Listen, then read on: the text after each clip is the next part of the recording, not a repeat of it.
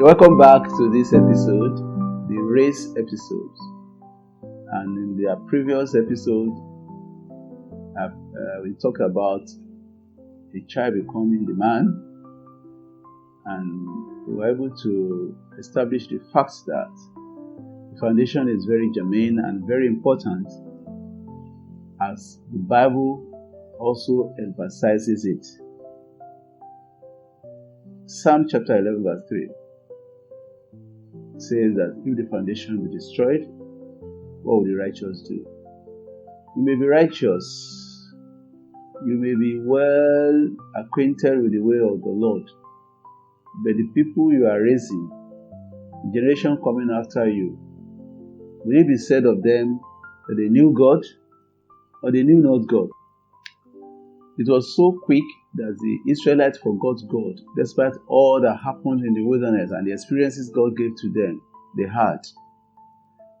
Anyway, even on their journey, they started displaying it. And thereafter, when they left Egypt and they came out of the wilderness, granted, the Lord has decreed it that any one of them that left Egypt will not get to the promised land because of their disobedience and stiff-neckedness. And God doesn't want that to happen to our own generation. We have a better covenant now. The covenant of the Lamb, but we have the Lamb of God who took away the sins of the whole world. Jesus Christ, Son of God. And so this new covenant should work for us in establishing our own generation on the path of life. A continuous generation. Yes, the world may come, the devil may rage, but God has always been victorious. That God will help us. We will not fail in our duty and will not be guilty concerning this assignment, as the Lord reigneth, the Lord liveth, in Jesus' name. Today, our emphasis will be on the career, education, and skill development of the boy child.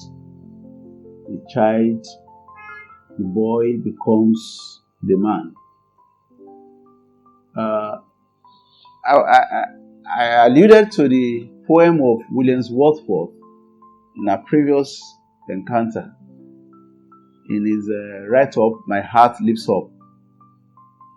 There, he talked about personality development. That childhood is the primary architect of our adult personality. Now, when we were growing up,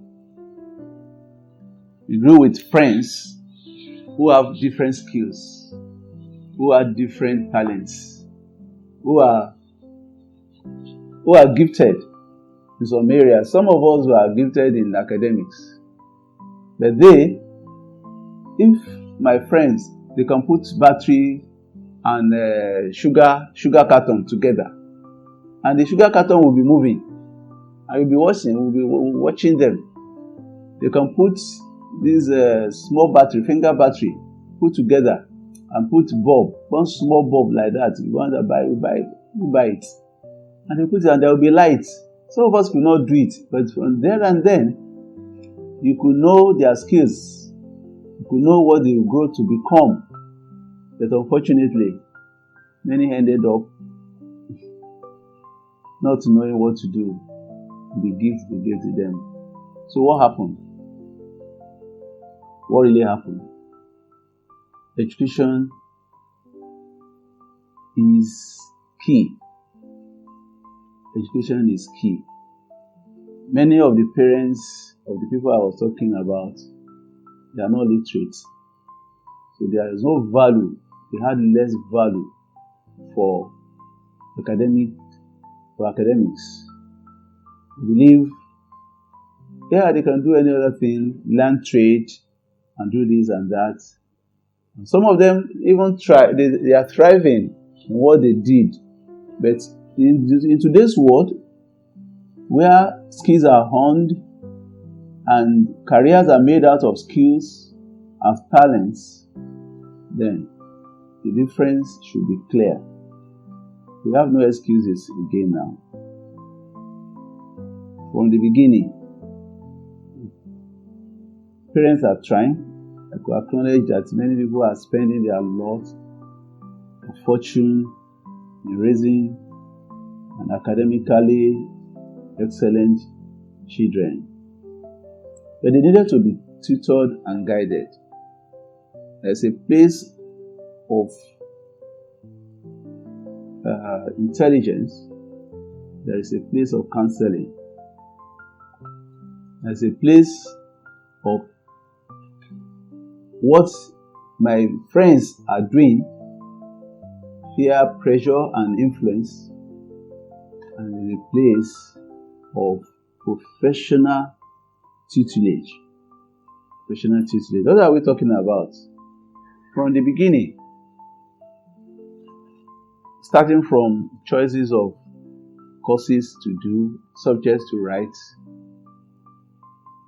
we would have noticed from the home what a child could do better. Might be very fluent and good in English language, but a bit deficient in mathematics.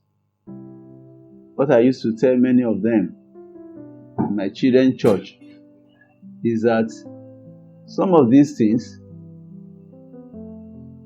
they say, I don't like mathematics. I don't like mathematics. God's so good today. Nowadays, if you don't pass mathematics, you are not going further to the next class. This knowledge needed to be passed on to our children. From the beginning, they should not hate any subject. They shouldn't.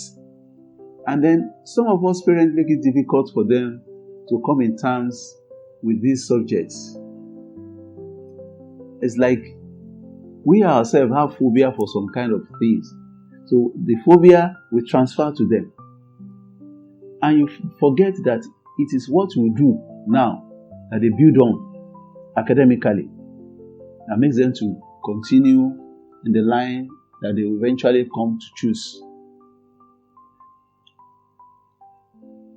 I encourage some children, this is where you are good, this is where they are good. Say, no, I'm not interested. They are not interested. And they say, I'm not interested. I just don't like it. I just don't like it. For what reason? I just don't like it. Now, he was trying to tell a girl, okay, you pass your science subjects. So you choose this and choose that. She said, no, I don't like blood. She doesn't like blood. What happened? I don't like to see blood. I don't like to see blood. Okay, so if you hit your leg or you cut your finger, don't you see blood? What does it do to you? So it doesn't do it. She eventually agreed, and she is doing what is it called, the medical lab science, dealing with blood almost every day now. But she believed that she didn't like blood. That was just a mindset. When there is no counsel, purposes are defeated. But if you have the right counsel, and one important thing we should note is that when these children counsel themselves, they tend to agree and believe more than what adults will tell them. And these friends and colleagues and mates, they don't have the experience that you have, but they believe themselves. When my boy was trying to choose his course, I was asking him what course he would take. He was just rambling. I said, okay, you are good in sciences. You are good in physics. You are good in maths. You did further maths. So what should stop you? He said, it's okay. Why don't you consider engineering? I said, no, he's not doing engineering. His engineering is Feyingbole. What does Feyingbole mean? Is that because engineering, they will be sleeping on the floor under the car? So is it everybody that studied engineering that was under the car? That was their mindset. Today, is a graduate of mechanical engineering. But then, He believed that it's Feyingbole. No, he doesn't want that. That was what he was hearing his colleagues and mates saying. They have limited themselves. From the beginning, you know the ability of your son, you know the ability of your daughter. The one important thing is that you don't force anything on them. You guide them and advise them on the basis of their capability and ability that you have noticed. The important thing is that we must create time for these children. We have contracted their care. The owners of care, many of us have contracted it out. They go to school in the morning, you pay for extra lesson, they come back around 6 p.m. There's another home lesson teacher waiting for them. Maybe after that, so you are not at home, so you are just trying everything possible to cover up the time and then paying for it, contracting it. 1,000 set of eyes cannot be like your own 2 pairs as a parent. That's a Yoruba proverb. When you are contracted your responsibility to others, then you should live with whatever comes out of it. Don't contract your responsibility so that you will not regret your actions in later days. Contracting responsibility does not make you to know the actual ability, the capability, what your child can do. You live with them, talk to them, joke with them. A young man came to our home, came to do what we call sideways, industrial attachment. And I don't know how my wife listened to what he was saying with my children. He was telling them, you don't know what you are enjoying. That where did he see? You see your daddy will come to your room, lie down with you and be talking to you and be joking to you. Where do you see my daddy? What can you even stand? He doesn't even have any time. Don't have any time for you. So your daddy will come to the room here and he will be joking with us and be laughing and be talking. Say, don't misuse it. That was his own experience. Be present in the life of your child so that no other person will be the controller of their lives for them. Not peer pressure, not the world dictates, not the social media. Now, there is a lot of pretense. The artificial intelligence nowadays, as bad as people think it is very good. When I tell people, I tell them, see, you have that phone in your hand, you just don't do chat, watch reels, do video, do nonsense competitions. You have the whole world in your hand, the whole library of the world in your hand, in that small phone. That's the truth. When I do some things recently, some people will marvel how I do it. Yes, I key into the artificial intelligence opportunity. And I tell them, when you are preparing for your exam, no matter what subject, no matter what topic, look for past questions, key it in. The answer will be there to guide you to write your answer, to study. They need it. And they also need professional counseling. What you cannot do, don't pretend. What you don't know, don't pretend. Tell them, I don't know about this. My children know. I will not say I know what I know. I don't. In fact, they were surprised. Some people were surprised when they come and teach me. They teach me. I'm still in school. What I don't know in statistics, in mathematics, anything that has to do calculation. I called them. I know one of them that's very good in maths, almost all of them. He says, come and teach me, and they will be teaching me. And I will learn. If they don't teach me well, I knock their head. So I won't pretend what I am not. So you too don't pretend what you are not. Let the child know how you will go about choosing a career, choosing a subject, and but you yourself must be aware first. What you don't know, you cannot teach.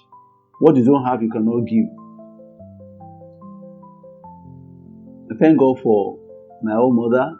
She did not go to school, but she always wanted the best. She knew that everybody was sending their children to lesson. Say, you two go to lesson. When I got to lesson, the teacher looked at me and said, so what do I teach you now? You don't need lesson.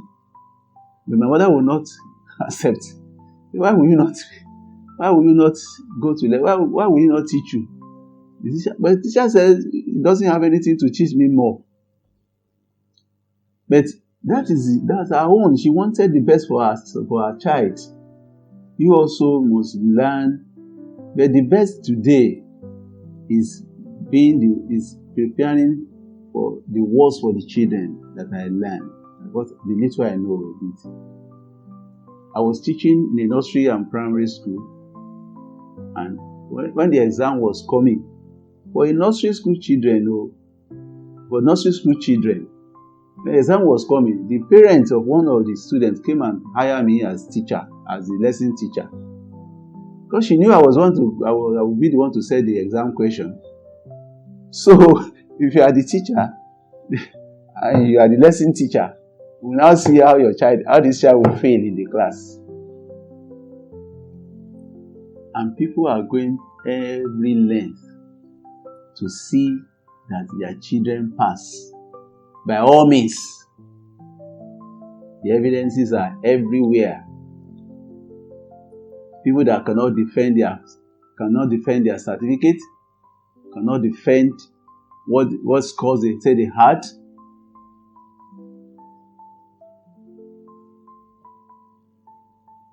The boy becomes a man.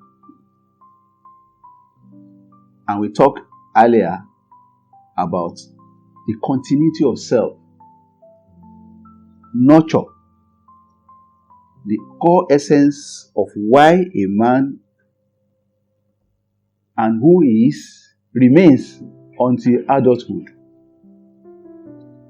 The core essence of who a man is remains consistent from childhood to adulthood.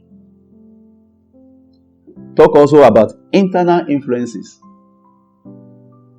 The internal influence is what he has absorbed when he was a child. Now, I'm sure some of us that are adults these days, how do you feel inside of you? I still feel as if I was that 13-year-old boy, 14-year-old boy. So it's only when I look at myself at the mirror that I see that this is not a teenager. This is not that boy then. This is not that young man then. I look at the mirror and I find something else. But inside of me, it was still that young boy that is running up and down. To see that young man that's running up and down inside. And that is the continuity of self. So it is that experience when a child grows with the knowledge that my mother, my father will pay his way, will pay for me, will make everything available. I can do this, do that. They lose independence. They lose maturity. They lack what it makes. They lack what it takes to make a man to stand in the face of adversity and then to know how to fail forward. That's what we call failing forward. When you fail, it's an opportunity to begin anew and to do it better. I've never experienced failure in my life. Yeah, you have not started planning. You have not started learning. So the consciousness of learning through failure should be implanted in children. What is the essence of a child having excellence in all the subjects, and then it gets to the higher institution asking and advised to withdraw? Why? There was one in my hand, had A's, B's in sciences. He got to school, first semester, second semester, totally failed. Advised to withdraw with all A's and excellence and B's. So what went wrong? I sat him down. He's a child of God. He's one of our friends. He actually confessed that though the parent did not pay for the cheating that was done during the exam, he was the one that contributed what they were giving at home.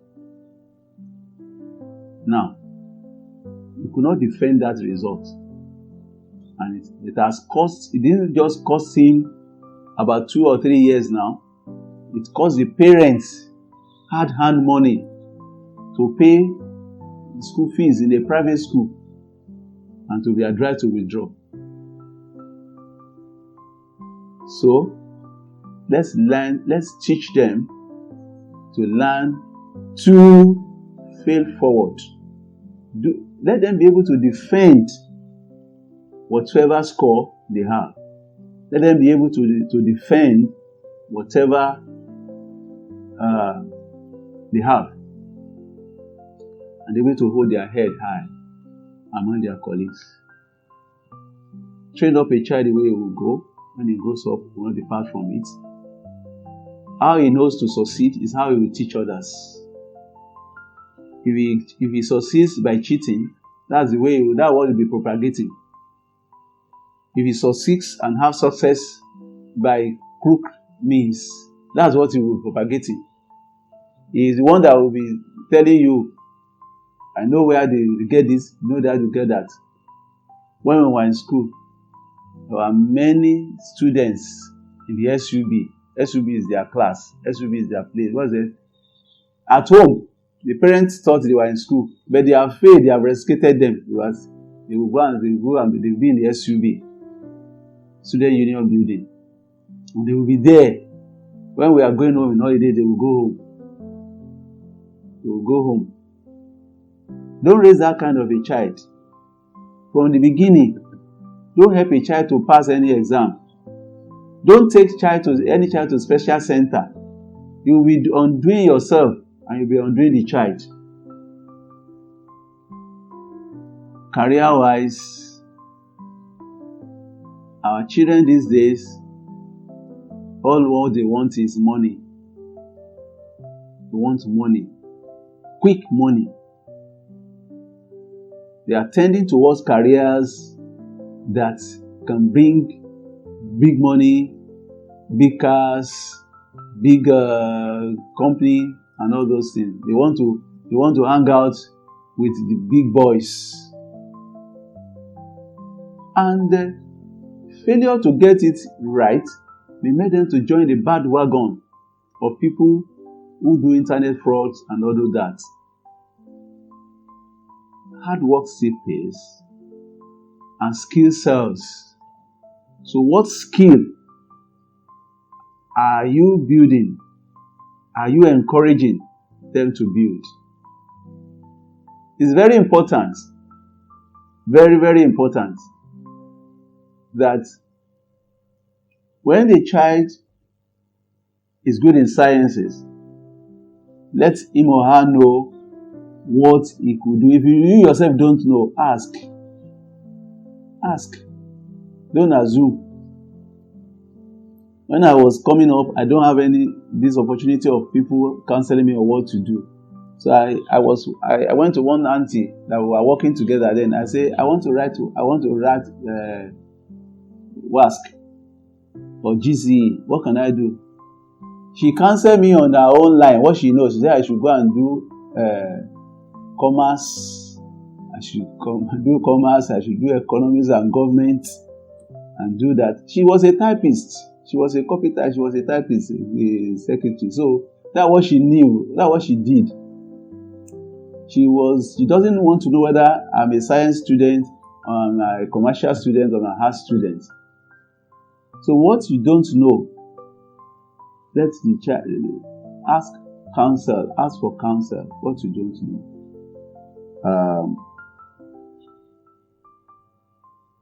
It is not in the way of any man to direct his own path. Above every other thing, commit the way of the child to the hand of the Lord. He is the owner of his soul, spirit, and body. If there is anything wrong in the academic performance, the level, how you are not satisfied, you can talk to God about it. You have done your best. You have paid school fees. You have hired good teachers. So when it comes to exam, wait and see the result of what you have done. Don't go and pay for special center again. It is against the law of the land and it is against the will of God. How can you do this? How can I do this and sin against God? When we come to the realization that Joseph did, then things will be better. When we do anything that is wrong, unto him that knows what to do and doesn't do it, to him is sin. Sin. Sin is against God, not against any man. And if you do anything contrary to what God wants, it's sin. So, and then helping them to pay for special center, hiring or buying exam paper, going to bribe the lecturer, doing this and that many people do these days is jeopardizing the future of the child, and not only the child, because we live in a community. What affects one affects others. What affects one affects others. I was talking to a medical doctor. He was saying, he was just wondering. He knew girls that passed surgery in medicine school, medical school. How they passed was that they befriended the lecturers. They were always in the club. They didn't have time to read, and they passed surgery. And you are saying people are forgetting biceps inside patients. You see people that will switch up people anyhow. I worked in an hospital some years back. My Oga will never sack anybody, but he sacked this doctor. Sacked the doctor. I was curious. I said, but even the people that were up to your neck, you didn't sack them. He said, don't you know? Don't you see that almost every day a patient dies when the woman is on duty?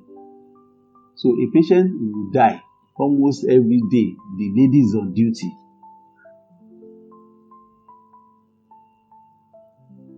So, and it's something that was not happening in our hospital before. So how did that happen? I now remembered and I now recollected that scene when that doctor was telling me he knew people who passed surgery, and he knew, and how did they pass? By buying their way.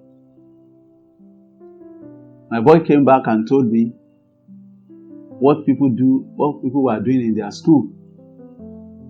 In that school, that particular school, anybody that made a first class will be recruited by the school. And so he said, what students do in that school was that they don't even go to class. Some of the time, they will go and pay. They buy that first class.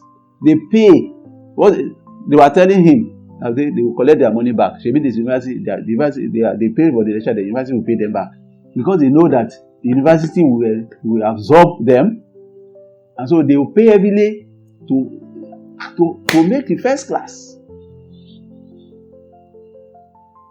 How did it start? Because their parents took them to special center. Because my boy will tell me that in that class, the lecturer says, "Shebi, you are brilliant. That's why your children, your parents say you come into engineering.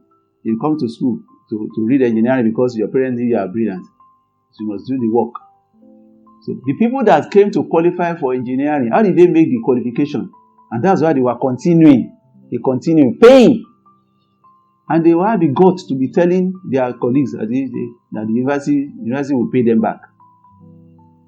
You can now imagine if they end up in the building industry. No wonder buildings are collapsing. No wonder patients are dying.